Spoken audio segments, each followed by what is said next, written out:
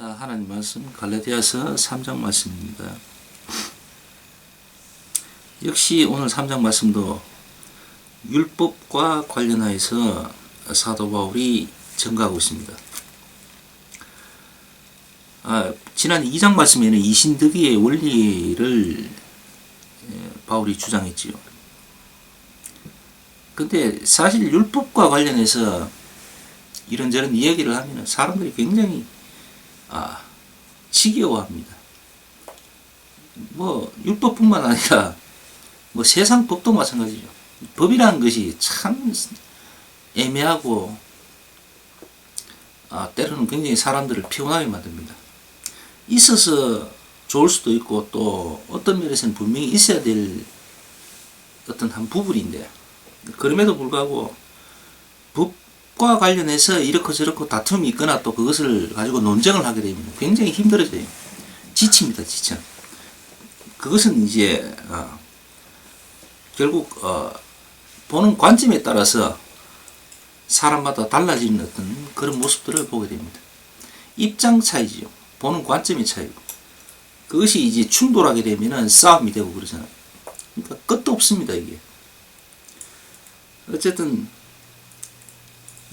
율법과 관련해서도 마찬가지입니다. 율법이 어떠하다 하는 것을 사람들은 대충 이제 압니다. 아는데 현실과 또 어떤 하나님 말씀과의 어떤 괴리가 생겨버리니까 믿는다고 하는 그 모임의 장소에서 율법을 부분적으로 이렇게 강요하고 그런 모습들 속에 하나님 말씀은 절대로 율법은 구원과 관련 없고 율법에 매이지 마라. 오히려 율법에 매이면은 불쌍한 자가 되고 저주받는 자가 된다. 이렇게까지 이야기하고 있습니다. 그러다 보니까 여기에서 이제 괴리가 생기는 거예요.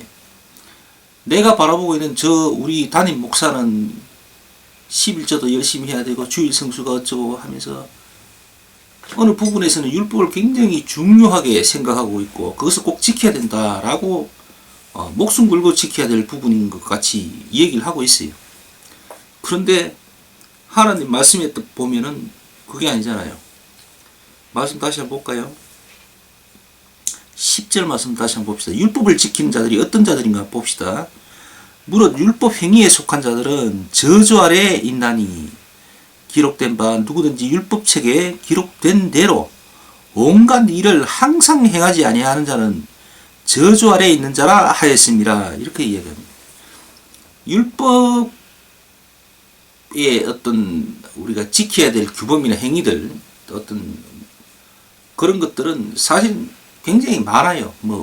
오늘날 우리가 알고 있는 그 몇 가지가 아니라 수천 가지 이상이 엄청 많아요. 지켜야 될 부분들이. 근데 그것을 우리가 할 수 있는가 하면은 사실 할 수가 없습니다. 또 해서도 안 되고, 또 시대적인 어떤 배경이나 어떤 생활 이 방식들이 달라져 버렸습니다. 또 생활의 모습 패턴이나 이런 거 모든 게 다 다르죠. 예전하고는 전혀 다릅니다. 그래서 오늘날 우리들은 사실 이 율법 지킬 수가 없습니다. 근데 10절 말씀에 뭐라고 합니까? 율법을 행하는 자들은, 행위에 속한 자들은 저주 아래에 있고 모든 것을 기록된 모든 율법의 어떤 그런 것들을 다 지켜야 된다고 합니다. 하나도 빠짐없이. 근데 말이 안 되잖아요. 우리는 할 수가 없는 거예요, 이게. 할 수가 없는데도 어쨌든 율법을 지키자고 한 자는 끝까지 다 지켜야 된다는 거죠. 하나도 빠짐없이 다 지키고 살아야 된다.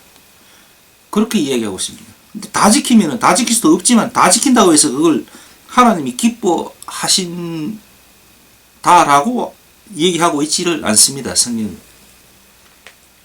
오히려 그들은 하나님을 대적하는 자라 그렇게 이야기하고 있죠.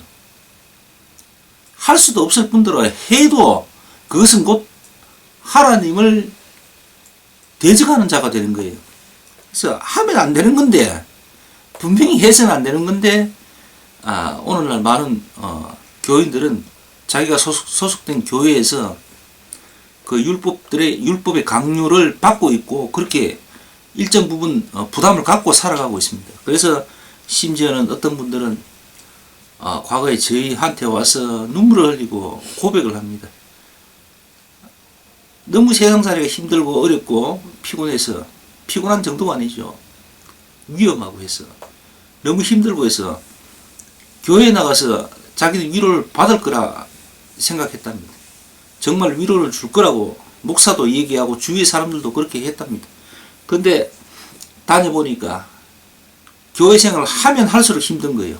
늘 뭘 해라, 뭐 내놔라, 회사에 직장 생활하고 막 피곤해 죽을 지경인데, 거기다 가정, 살림까지 살아야 되지요. 그다 별난 이상한 남편 만나가지고 늘 괴롭힘을 당하죠. 그런데도 교회 가서 봉사활동 이것저것 교회에서 또 시키는 게 또 그렇게 왜 그래 많은지 또 다 해야 되는 거예요. 그러니까 죽을 지경이라는 겁니다. 그래서 눈물을 뚝뚝 흘리면서 왜 내가 이렇게 살아야 되는가를 모르겠다는 거예요. 그 사람이 믿음이 없어서 그런 건가요? 결국은 그겁니다. 잘못된 믿음의 길을 가게 된 거예요. 사람들은 그것을 오해하고 착각하는 경우가 굉장히 많습니다. 허다합니다. 열심히 봉사하고 힘들어 죽겠는데 몸은 피곤하고 힘들어 죽겠는데 마음도 너무 힘들고 답답한데 어떤 사람들 앞에서는 그것을 표를 못 냅니다. 내가 정말 힘들고 어렵다는 그런 말을 못 하는 거예요. 왜겠습니까? 하나님을 의식하고 사는 게 아니죠. 그분들은 하나님을 생각하고 믿음 생활을 하고 살아가는 게 아닌 거죠. 그러니까 사람을 의식하고 사람을 생각하고 믿음 생활을 시작하고 그렇게 종교 생활을 하고 살아가는 거예요. 그러니까 내가 정말 힘들어 죽겠습니다 이 소리 못하는 거예요. 그러면 자기가 이상한 사람 되어버리는 거죠. 그렇게 되는 거잖아요. 하나님, 내가 정말 힘들어서 정말 죽을 지경입니다 라고 고백을 자기 혼자서는 뭐 따로 할 수 있을는지는 모르겠지만 어쨌든 그런 모습을 하고 살아가요. 그래서 뭔가 좀 큰 딜레마에 빠져서 그냥 평생을 살아가는 겁니다. 그런 사람이 한두 명이면 괜찮겠는데 대부분의 사람들이 그런 생활들을 하고 살아가고 있고 또 아직까지 그렇지 않더라도 차츰 그렇게 될 것 같아 보입니다. 실제로 저 자신도 과거에 그런 부분에 대해서 굉장히 고민을 많이 했습니다. 어쨌든 믿음으로 살아야 되죠. 은혜로 하나님을 만나서 기뻐하는 삶을 살 수가 있어야 되고요. 괴로워도 내 이 괴로워하는 이 부분들이 정말 하나님을 위해서 나는 당연히 감수할 수 있다 싶어야 되고요. 그리고 이 괴로움 가운데에는 정말 뜨거운 믿음의 어떤 갈급함과 은혜들로 사실은 더욱더 힘이 솟아나게 되죠. 그래서 어떤 차원이 다른 겁니다. 세상에 속해서 율법주의에 빠져서 살아가는 그런 분들하고 은혜 가운데에서 주님을 만나고 그 주님의 힘으로 은혜로 살아가는 사람하고의 어떤 차이점은 바로 그겁니다. 똑같이 세상 살기가 힘든데 그 힘든 부분을 대하는 모습들이 달라지는 거죠. 물론 은혜 가운데 사는 분도 죄 속에 빠질 수 있습니다. 그러나 회복이 돼요. 하나님께서 회복시켜 주시거든요. 그래서 그 부분에 대하여서 이거는 어차피 경험을 해야 알 수 있는 부분이기 때문에 아무리 설명을 해도 와닿지 않는 분들은 절대로 마음이 와닿지 않을 겁니다. 어쨌든 이제 곧 며칠 후면은 우리 주님 오신 날로 기리는 성탄절이 됩니다.